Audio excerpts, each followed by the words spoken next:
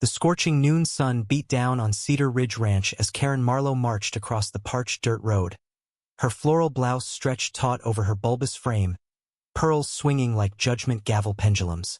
In one trembling hand she clutched her smartphone, fingers white around its edges, as she barked into the device about unauthorized access and threats to community order. I stood beneath the wide brim of my Stetson, arms folded over the star pinned to my chest, watching with grim amusement. This was the very land I had sworn to protect in my new role as Chief of Police for Cedar Ridge County. Yet Karen treated it like her personal fiefdom, convinced that skipping her mandatory ranch HOA meeting was a crime more grievous than burglary or assault. Her shrill accusations echoed off the weathered barn where I had spent my boyhood summers, teaching the deputies I now led that true justice meant service, not fear. Behind Karen, her self-appointed security detail, two boxy SUVs festooned with hacked-on HOA enforcement, magnets blocked the driveway, engines idling like guard dogs.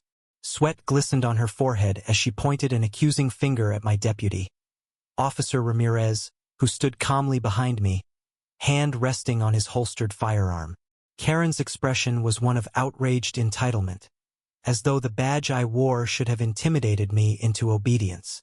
But she had miscalculated. Under my leadership, the Sheriff's Department had adopted a policy of impartial community policing, and no amount of HOA theatrics would derail our mission.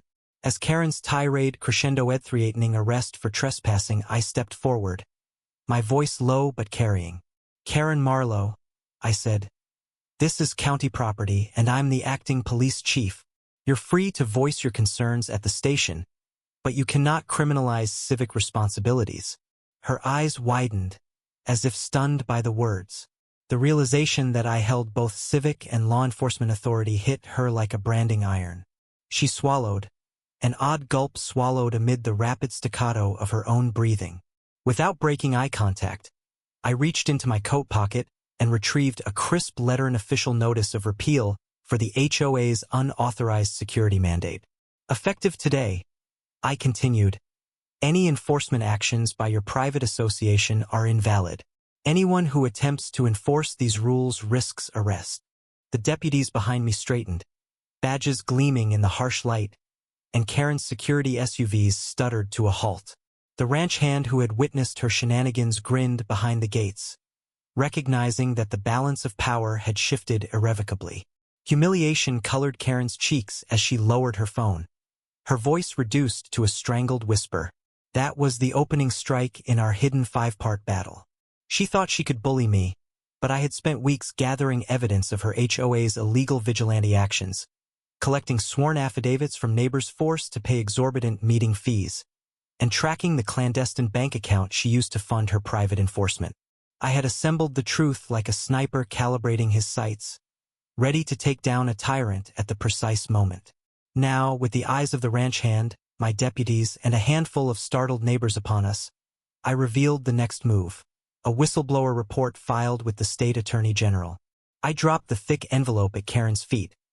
Its contents included bank statements, notarized testimonies, and a clear account of assault charges against her and her hired heavies. She bent over to retrieve it, hands shaking, and I watched as her false bravado drained away with every page she flipped. That was the moment of revelation. The world discovered that Karen's beloved HOA was nothing but a private army operating outside the law, extorting residents under the guise of community safety. As the shock rippled through the onlookers, I prepared for the kinetic confrontation that would define Part 3 of our silent structure. It came faster than expected. Karen sprang forward, shrieking that I was defaming her good name, that the county had no jurisdiction over her sovereign ranch. She lunged at the envelope, tearing out the pages, but Deputy Ramirez stepped in, cuffing her wrists with calm precision. The sound of metal clicking echoed like a judge's gavel, and Karen froze, face contorted with rage and desperation. But the true twist lay just beyond the barn door. From the shadows emerged Old Man Cooper, the very neighbor who had once sworn blind loyalty to Karen's regime, until her thugs broke his prize stallion's leg last month. He carried a battered guitar case and approached with hesitant determination. "I've got something to sing," he announced, voice quavering but resolute. Cooper opened his case to reveal a stack of admonishing runaway HOA bylaws, each fine she levied, each rule she enforced, each stingy dollar she funneled into her secret account scratched onto lyric sheets. He strummed the first chords, and the surreal melody filled the tense air. A bluesfolk anthem chronicling Karen's reign of terror. Neighbors gathered, mouths agape, as Cooper's song laid bare the human toll of her unchecked power. His unexpected performance transformed confrontation into catharsis, and even the deputies paused to listen. Karen's shoulders slumped as her empire crumbled to the rhythm of that haunting melody. In that climactic fourth phase Karen's collapse, she sank to her knees, tears mingling with dust as the deputies removed the rest of her makeshift barricades. Her self-important pearls lay discarded like fallen badges of office, her floral blouse rumpled and stained. She wailed for mercy, for reinstatement, for justice, but the community had tasted liberation. With every verse, Cooper's music amplified her downfall, exposing the truth that no amount of entitlement could withstand the weight of collective dissent. Then, as the sun dipped low and the final notes faded into the dusty breeze, I spoke into the gathering hush. This isn't just about me or Karen. It's about every voice she tried to silence, every person she forced to pay for basic rights. We reclaim our land, our peace, and our dignity by standing together. A murmur of agreement swept through the crowd. Children peeked from behind wagons, ranch hands tipped their hats, and even Karen's former treasurer stepped forward to vow support for transparent governance. And in that moment of communal rebirth, the fifth sacred strand of our hidden structure, hope, blossomed like wildflowers across the rugged terrain. I invited everyone to join a new meeting under a banner we painted together: justice, respect, unity. As the first chairs were placed in a circle around the old oak at the ranch entrance, I raised my hand to the sky, feeling the power of redemption coursing through the gathered souls. Behind me, Karen was led away, her defeat absolute but offering a cautionary lesson. Envy and entitlement may build walls, but truth and solidarity will always tear them down. And as the warm evening breeze carried the promise of a fair tomorrow, I turned back to the camera crew I had discreetly arranged and issued our final call to action. Was this justice served, or did we exceed our authority? Share your thoughts, right or wrong, and help shape the future of Cedar Ridge. The question hung between us like a soaring eagle, beckoning every witness to choose between division and unity, retribution and restoration. The circle around the old oak grew tighter as neighbors stepped forward one by one to share their hopes for Cedar Ridge's future. The dusty ground beneath our boots suddenly transformed into hallowed ground of collective healing and renewed purpose. I watched as young ranchers spoke of summer programs to teach children horsemanship and respect for land, as single mothers proposed a rotating emergency fund to help families facing medical or mechanical crises without fear of predatory fines, and as retirees like Mrs. Perkins offered to host storytelling nights to strengthen intergenerational bonds. Each voice rang out with raw sincerity, weaving a tapestry of trust that stretched beyond the boundaries once enforced by Karen's shrill proclamations and her private army of enforcers. I felt Elena's hand brush mine, her eyes shining with the same fire that had carried us through the courtroom filings and the tense standoff at the ranch gate. Together, we had transformed anger into opportunity, and now that spark was igniting a movement. Behind me, the gathered crowd listened in respectful silence, absorbing the gravity of newfound responsibility. The deputies stood at ease, their uniforms no longer symbols of an external authority, but monikers of communal guardianship partners. In the dance of democracy, we were choreographing on this rugged stage. Even Sheriff Donovan, whom I had invited as a silent observer, nodded approvingly, his lined face illuminated by the sunset's golden glow.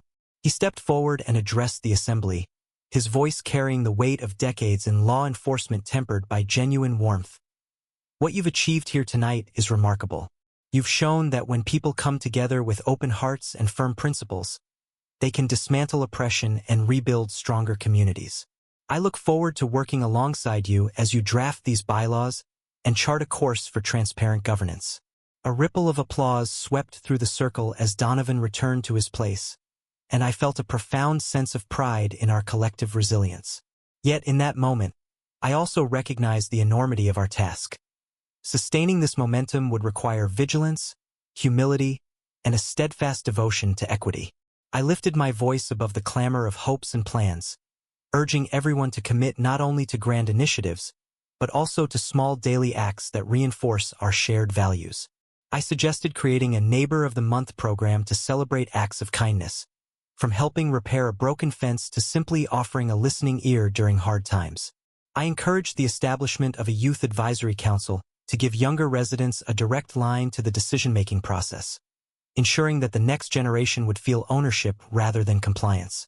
As I spoke, I noted the way the oak's rough bark cast long shadows across hopeful faces, shadows that would recede over time as our unity grew, but which now served as a reminder of the darkness we had just vanquished.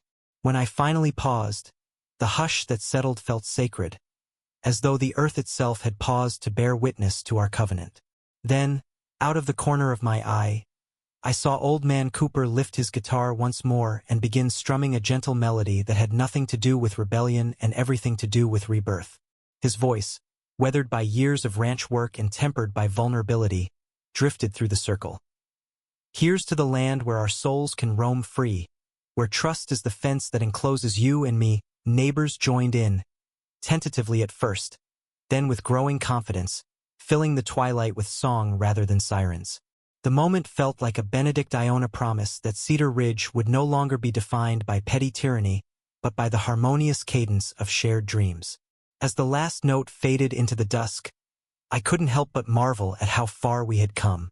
The driveway where Karen's SUVs once rumbled with faux authority was now a vibrant artery of community life, with farmers unloading produce stands and artisans setting up booths to display handcrafted wares. The spirit of cooperation pulsed through every exchanged handshake and shared task. That night, as the fireflies blinked on around the oak, I invited everyone to sign our provisional charter, each person inscribing their name beneath the words, "In unity and respect we stand."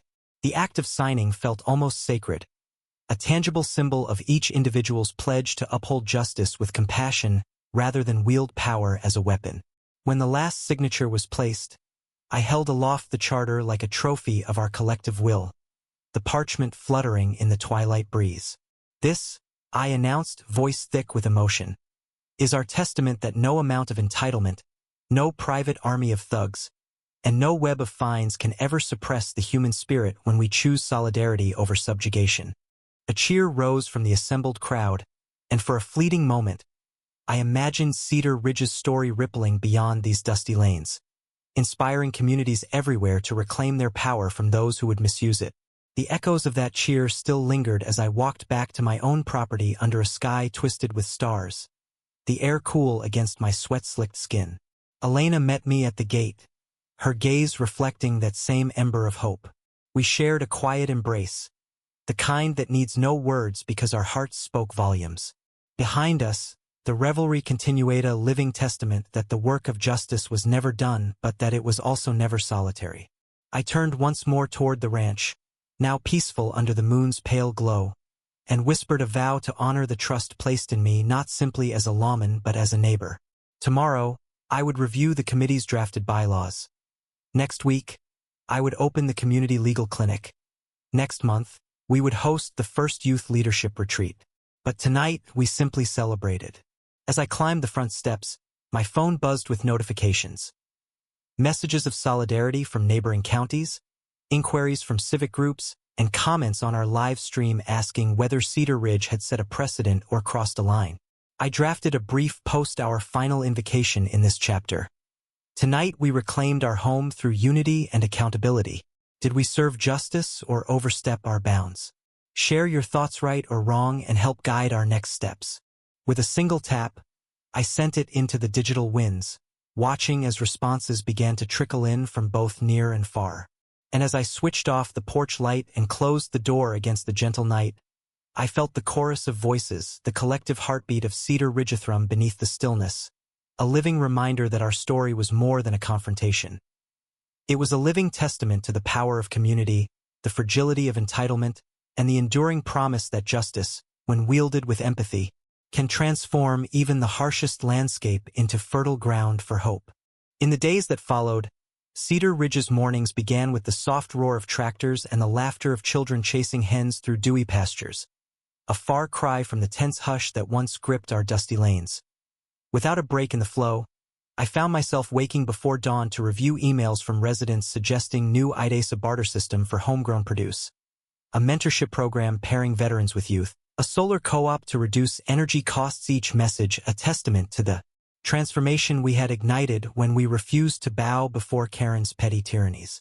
At the weekly committee meeting under that same oak tree, now thick with new leaves and carved subtly with our charter seal, Ms. Liu reported the success of our first financial audit, revealing that HOA dues, once siphoned into shadow accounts, were now earmarked transparently for road maintenance and community events.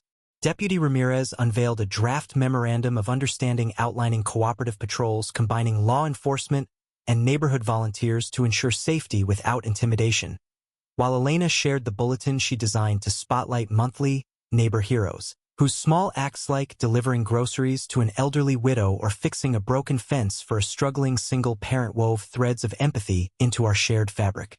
Even Sheriff Donovan attended, offering guidance on conflict resolution workshops he'd arranged with local mediators to teach neighbors how to de-escalate disputes before they spiraled into crises warranting arrests.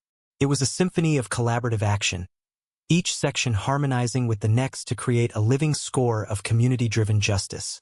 And yet, as magnificent as this resurgence felt, I understood that vigilance was the price of freedom. I reached out to Victor Hale, whose cooperation in exposing Karen's corruption had earned him leniency. He agreed to serve on a transparent oversight panel, ensuring that no future HOA leader could rear out funds or wield authority unchecked. His willingness to atone, to step into the glaring light rather than skulk in shame, became a powerful lesson. Accountability not only punished wrongdoing but opened the door to redemption. In those moments, I realized our battle was never truly against one person, it was against a culture that allowed entitlement to masquerade as leadership. One afternoon, a surprise twist threatened to test our newfound unity. A proposal arrived from a neighboring development, backed by a corporate land trust, offering to buy parcels in Cedar Ridge at premium prices to build luxury estates. Some residents saw dollar signs. Others feared the transformation of our rugged ranch into gated enclaves. The debate ignited fierce passions, echoing the very conflicts we had fought to quell. In a hidden echo of those initial 5 parts, the community faced a new shock. The possibility that our reclaimed land, once stolen by private barons like Karen, might be lost again to outside interests. But rather than revert to fear or factionalism, we invoked the spirit that had carried us through the HOA showdown. Under the oak, I listened as neighbors voiced their concerns, some desperate for windfalls to pay medical bills, others guarding the land's legacy. When voices began to clash, I raised my hand and reminded everyone of our oath, to protect each other's rights and dignity, not exploit them for profit. We convened a special town hall, inviting experts to outline the legal implications, financial projections, and cultural impact of any sale. In an exhilarating display of collective will, residents voted overwhelmingly to reject the offer, instead pledging to pursue sustainable agricultural cooperatives and ecotourism ventures that would honor our land and generate revenue equitably. That decision, unanimous and heartfelt, confirmed that we had risen above the lure of quick riches, choosing long-term stewardship over short-term gain. As dusk settled over Cedar Ridge once more, I stood beside Grandpa on my porch, watching the lanterns flicker on in windows across the ridge like beacons of hope. His cast had been removed weeks ago, but the slight stoop he acquired from healing occasionally shadowed his broad smile. "You know," he said, voice thick with emotion, "this land holds stories older than any HOA or county law. You just gave it new ones worth passing down." I nodded, feeling the weight and privilege of his words. Then, in the soft glow, I penned a final update to the community Faruma rhythmic coda to our epic 5-part saga. From shocking confrontation to inspired revival, we have proved that justice tempered with compassion can rebuild what tyranny sought to destroy. As we chart the next chapter for Cedar Ridge, tell us, did our journey uphold the true spirit of justice, or did our actions border on vigilantism? Share your views, right or wrong, and help guide our path forward. With that post sent, I closed my laptop and inhaled the night air scented with sagebrush and fresh beginnings, certain that no amount of entitlement, no orchestrated rage, and no outside pressure could unmake the bonds forged here. For Cedar Ridge was no longer just parcels of land under a flawed HOA's rule. It had become a living testament to what happens when a community refuses to surrender its soul, choosing instead collective courage, accountability, and the audacious belief that every voice matters. Now the story rested not in my hands alone but in the hearts and minds of every neighbor who dared to stand, speak, and act in unity, proof that the final act of any great drama lies not in defeat or victory, but in the enduring legacy left behind.